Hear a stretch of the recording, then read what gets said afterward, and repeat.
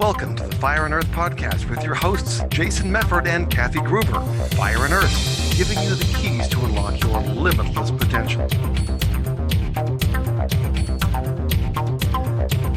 Welcome to another episode of the Fire and Earth podcast. I'm your co-host, Jason Mefford. And I am Kathy Gruber, and I am so excited. We have an amazing guest, as we always do. And today we're talking about one of my favorite things, stress. Now, I know none of you are stressed. No. We've gotten countless emails. No stress. None of us are stressed. But, if you happen to be, or if you happen to know someone, a friend who's stressed, Faye Lawand is here. She's going to be talking about stress and internal conflict and all these great things. So, Faye, welcome to the show. Thank you. It's so great to be here. Good morning.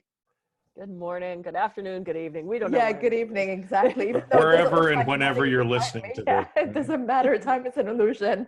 Totally, exactly. So, Faye, tell everybody who you are, what you do, how you got here, that sort of thing. We'll talk for about 25 minutes. Great. And you just interrupt me if I'm rambling a lot. No problem. So my name is Faye Lawand, and I'm based here in gorgeous Auckland, New Zealand. And I work in the area of internal conflict resolution. And basically what I do in the field of internal conflict resolution is I work with stressed out, burnt out, busy professionals who are, overwhelmed, fatigued, stressed out, so on and so forth. And I mentor them to resolve their internal conflict so that they can be more productive, feel healthier, happier, sleep better, so on and so forth, access those states of magic in themselves and in their lives.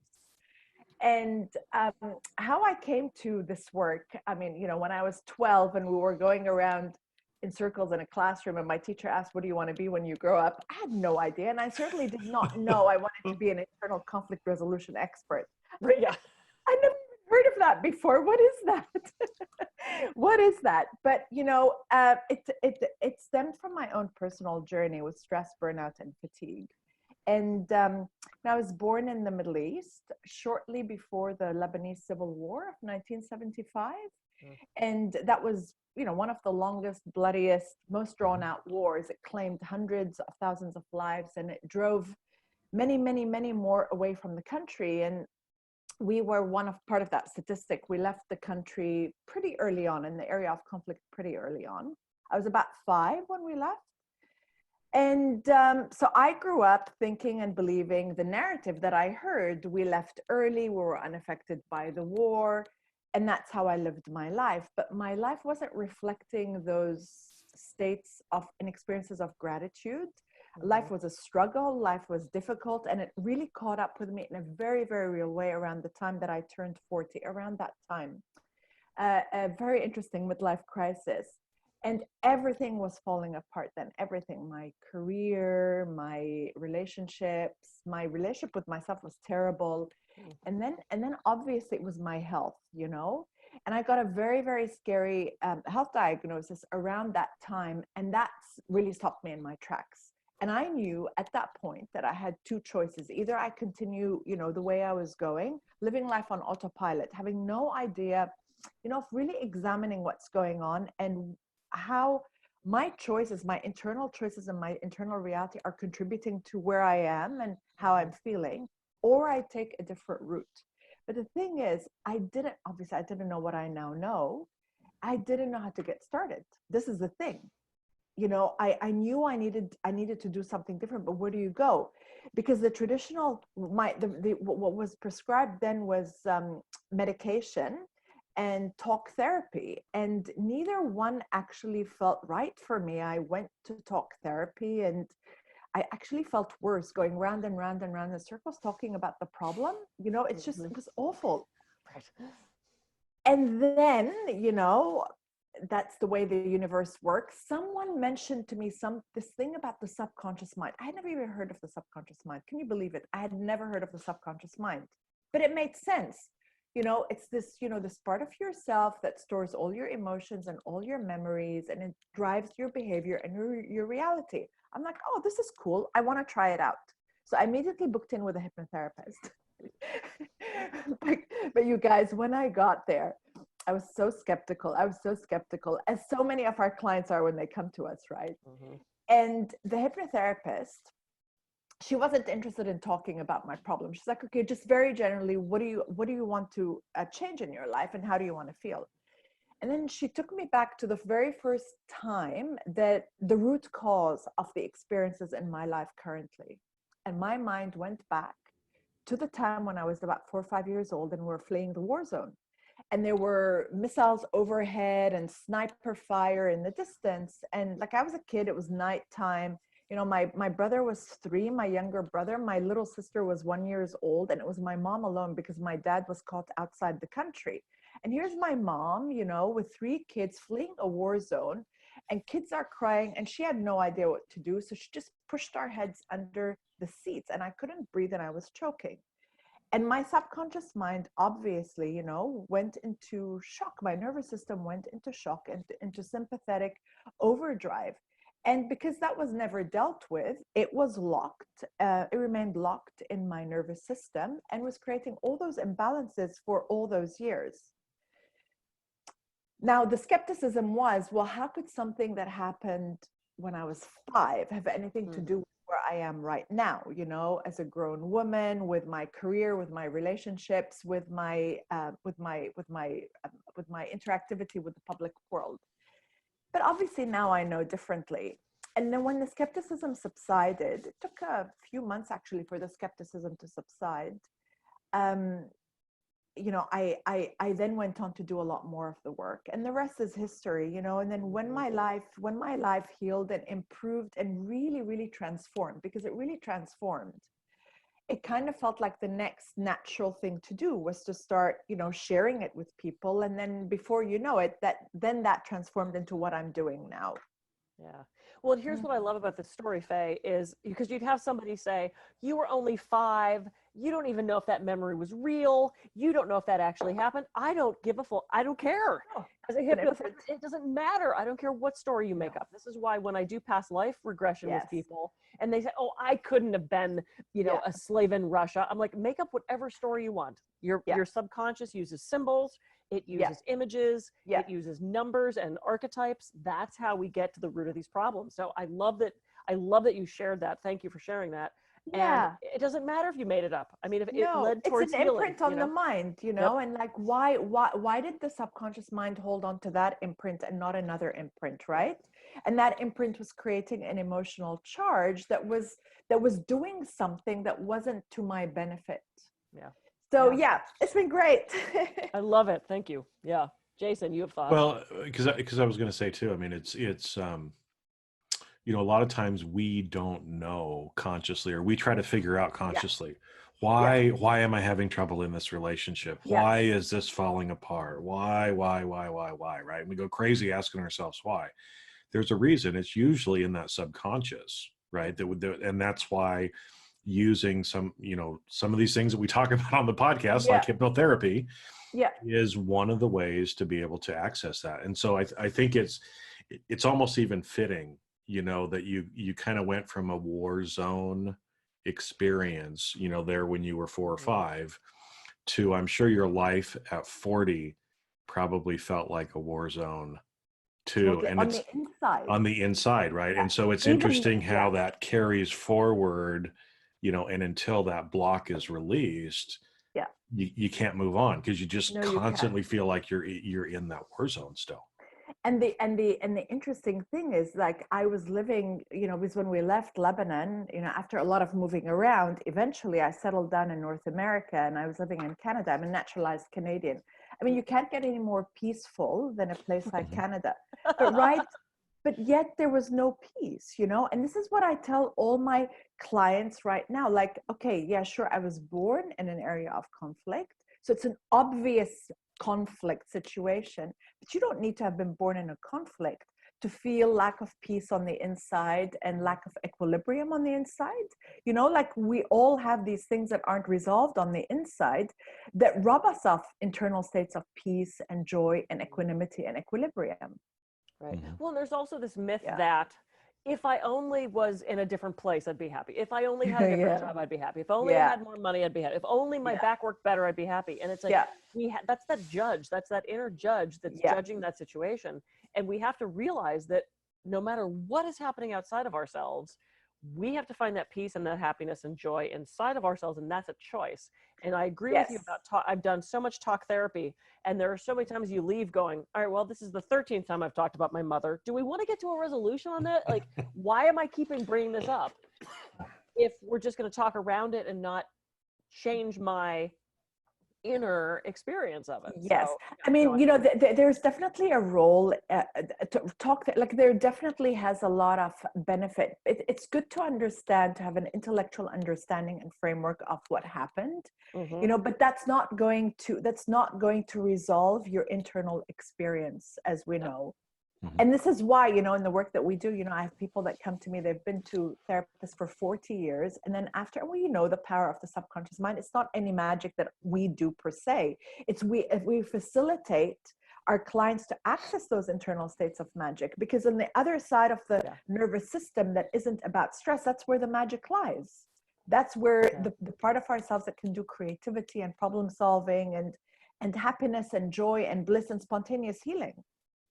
Yeah. Well, and you've used the term, you know, quite a bit about conflict resolution, right? And internal conflict resolution, because, you know, from the business and I was in politics for a little while too, but, you know, usually conflict resolution, right, is, you know, negotiation, conflict resolution, either in a business environment, you know, we're negotiating a contract, we're, you know, negotiating something, we're trying to get the people to come together, or maybe it's political issues, right? And coming from the Middle East, I mean, there's been a lot of conflict resolution over the years trying to sort things out. It's still not sorted out. Most of it failed. And until now, though. Until now. Yeah.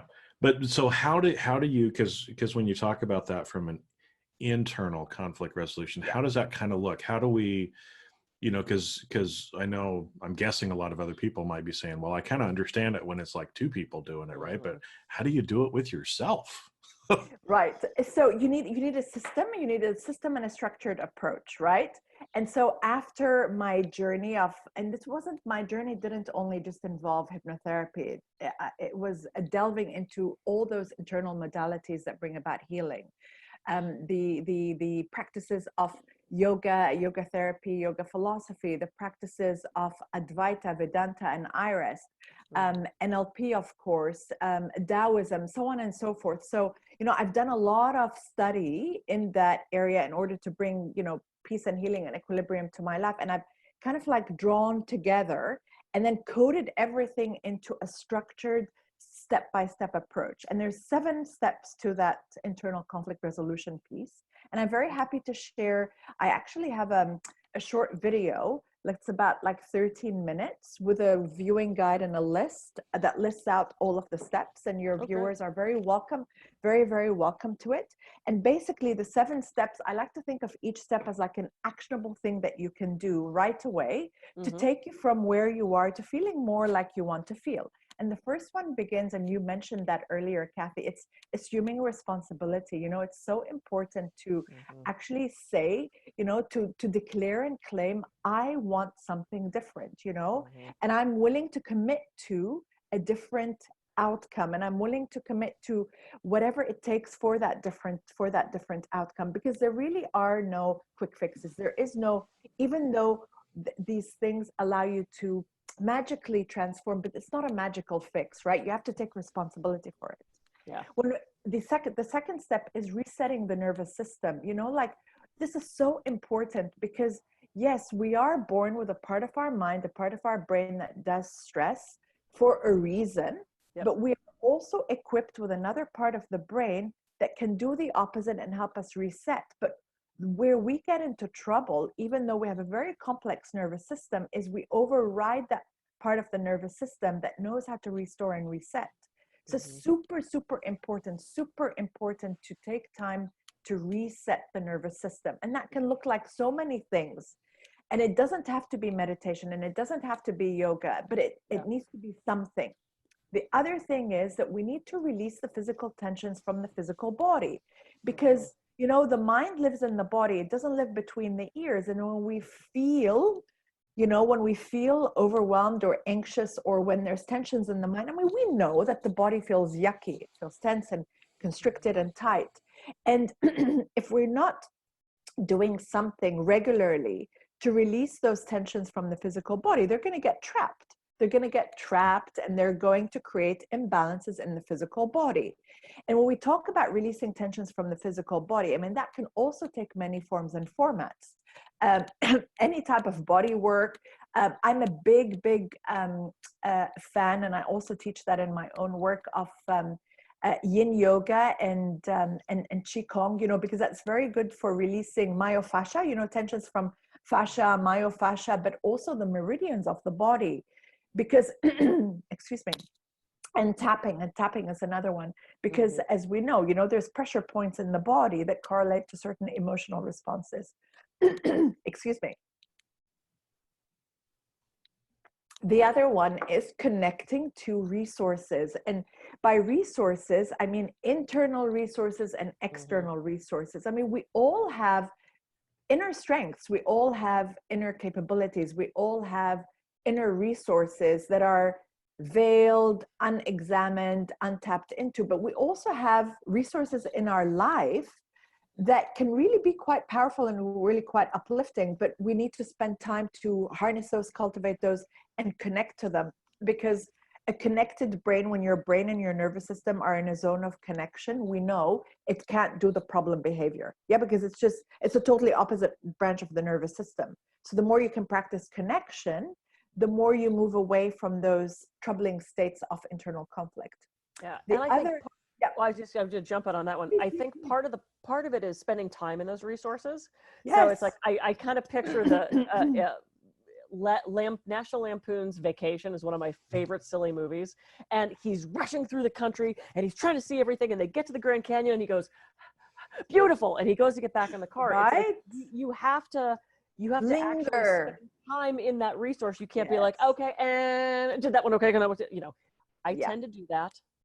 I'm a little type A, but it's like you have to sit in that resource and actually be in that state for a second. You can't, it's not a drive-by resource. So I just want to kind of throw that in there. No, because really the more you spend time in that resource, the more you're creating neural circuitry for that resource. So you're retraining your brain to be that feeling that you want to feel. Super important. So the other one is, relating to stress differently. Now, this is huge. This is huge because we have been conditioned to believe, and I was one of those people as well until recently, we were conditioned to believe that stress is a killer and all stress is bad for you. But that's not true. That is not true. Now, with the new science of stress that's come out actually of Stanford University and the work of Kelly McGonigal, we know that there's more than one stress response, and all the new stress responses actually serve as fuel. You know, the challenge response gives us potential to like focus and concentrate at peak performance, you know, right before something that really big that happens. Of course you feel stressed, but if you can harness it, you can actually reap a lot of benefit, peak performance, peak productivity. So listen, for like the work that you do with the executives that you do, that piece of relating to stress differently can actually be quite life-changing, because your psychology can change your physiology, is what this new science of stress is telling us.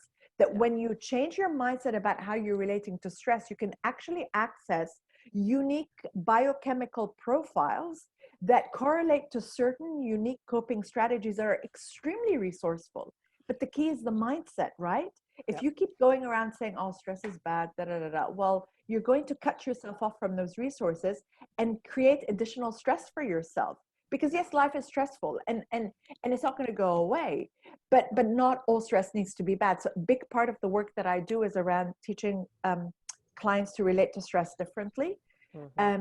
The other one is resolving internal conflicts. Now, that looks like, basically internal conflicts is anything on the inside that's blocking you from having what you want on the outside. So of course it's past experiences, but it's also things like negative, outdated programs of thinking, it's limiting beliefs, it's your values. If your values are not in line with the way you're living your life, it's phobias, it's fears, it's all of that stuff, that internal stuff that gets in the way. Is that 7? I saw that you were writing down, Jason. Is that 7? I've got 5. 6. Oh, I have But you've 6. got 6. Oh, okay. All right. Hold on. The ones that I Yeah. had, assume responsibility, Yep. Yes. right? Reset your nervous system, Yep. Yeah. release the physical tension, Yes. connect to resources, Yes. relate to stress differently, Yes. and resolve internal conflict. Yes. I had lost the physical one, but okay, yeah. I thought that was under reset the nervous system. Let's get physical. Cool. Physical. Oh my gosh. I'm drawing a blank now. I talk about this every day and I'm drawing. Just don't worry. We'll put a link to the video too, so we can all Well, it's go also so hard watch to it too. order, so I get that too. Yeah. And you, yeah, go ahead. Next question.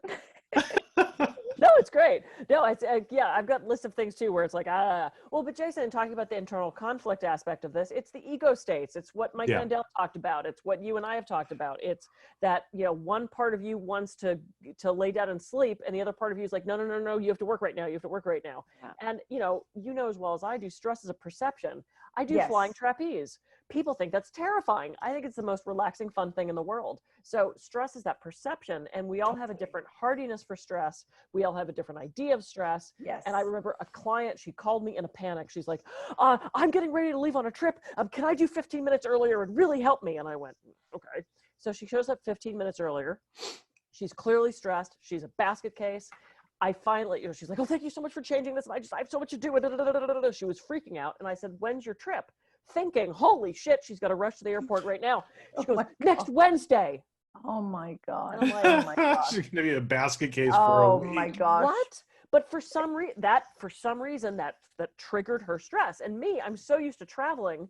I mean, last year at this time, I did 7 talks in 5 cities in 7 days. That's a dream come true for me. She was leaving next week and was freaking the hell out. And it was just, which also allows us to be more patient because we understand that people find different things stressful. So it's not only Totally. about recognizing our own stress, it's recognizing stress in others and going, Yes. for some reason, that's we don't get it, but they're freaking out. And it's obviously based on their model of the world and their wiring and their filters and so on and so forth. And speaking of filters and biases, now I got the next one, which is a huge piece. It's keeping the negativity bias in check. Yeah. This is massive. And that piece is huge. And it's not just like, teaching reframing, which is very important. Mm-hmm. But a big piece of that is actually reshaping relationship with technology. This is so big, and I have a lot of young kids that come to see me as well, young professionals starting out their lives, and that over connectivity with social media and technology, we were not designed to live that way. Our brains were not designed to live with that type of bombardment. It wasn't. So, and how do you offset the negativity bias? Because you're not going to override it. It's part of our internal design and it's there for a reason, but we need to find ways to manage the negativity bias. And that's a big part of the internal conflict resolution, because that by default, the mind is going to do this. And if we keep listening, like I had been for 40 years, and you're going to believe everything that you hear. And because our mind and our body are interconnected, you're going to feel that negativity in your body. Yeah. Well, and it's like we have that negativity for a reason. We touch the stove and go, oh, geez, and you put your hand away. You don't keep it there. No. That's really odd. A lot of us. I smell burning flesh. Why do I smell burning flesh? Yeah, that tastes like Dad's barbecue. And that's what that negative emotion is for. So are we in that judge, which is going to keep pounding us, keeping that hand on the stove? Or is it that discernment of, I screwed that up, let's fix this for next time. Let's take an opportunity out of this, what we deem as a stressful thing, as opposed to just holding our hand on the stove and sitting in those negative emotions. They're there as a... And then feeling sorry for ourselves. And then the problem is the stove, right? Or, or the problem is I have a problem. But Kathy, the thing is, we were not taught. I had to learn this stuff for myself. Like, we're not teaching this stuff. This stuff is not, like, I have a dream, my background is in education. I was an educator and a teacher trainer before I came to do this work. And now I think back to the times, all those problem kids that I worked with, all the problem situations I had in my career in education. If I knew what I now know, that would have played out so differently, so differently. Yeah, always. So once again, we're wrapping out of time because this is what we do. It goes so fast. I love this. I could have this conversation all day because this is what I do, Likewise, so. likewise. Yeah, this We is can fabulous. chat any other. We can chat any other time you like, you guys. Oh yeah, we're gonna have to have you back, especially the Yeah. education component of that because I think Yeah. that's very fascinating. Jason, anything you want to say, and then Faye will talk about how people can reach you. Well, no, I think it's great. I mean, there's, if you didn't get them all down to begin with, rewind and go through. But there's these are 7 great things in kind of this model that you put together for us to think about. And the one that really kind of stuck out to me, so I got to go download that Stanford research, is relating to stress differently, because when I think about, like that with athletes and the peak performance side of it, you channel those emotions in a certain way, and realize, well, is it going to be a little bit stressful to run the 100-meter Totally. in the World Olympics? Of course it is, but you channel that and you use that in your performance side of it. So great little thing that I hadn't quite thought of that way. Well, until Jason, if you today, find, so. I'm so pleased. And I'm actually offering a course just on that, the new science of stress relief, that's based on that. And it's a 6-week live online course. If you're interested, I'd love to have you along and your listeners. Mhm. And so I'm building a landing page as we speak. But you can, in the meantime, you can find information on Eventbrite and my Facebook page and my Instagram page, just my name, Faye Lawand. And I'm very happy to extend the discount to you and your listeners for that course. It begins on the first Thursday of November, whatever that is, the 4th or whatever, that first Thursday of November. And it's I've basically taken everything around the new sciences of stress, not just from Stanford University, but also from Dr. Libby Weaver and other modalities. And I've packaged it into a program that helps you to transform stress, not just manage it, because that's the key. It's transforming it. Yeah. Totally. Beautiful. Yeah. So it's, look up Faye Lawand on Faye Lawand. Facebook, Instagram, all that good stuff. LinkedIn as well. LinkedIn, beautiful, all those good things. Faye, it was such a joy to have you on. What It a was great fantastic to chat with you guys. Thank you so Thanks. much for having me. Of course, And- thanks for coming on. Yeah, so great. And have a wonderful Californian day. We will. Thank you. It's always beautiful and sunny in California. Yeah, exactly. Oh, yeah, 72 and exactly. sunny, except when it's 106. Which has been really hot. I'm Kathy Groover. I could be reached at kathygroover.com. And I'm Jason Mefford. I can be reached at jasonmefford.com. So go out, have a great week, start reducing some of that internal conflict. And we'll catch you on a future episode of the Fire and Roof podcast. See ya. Yeah.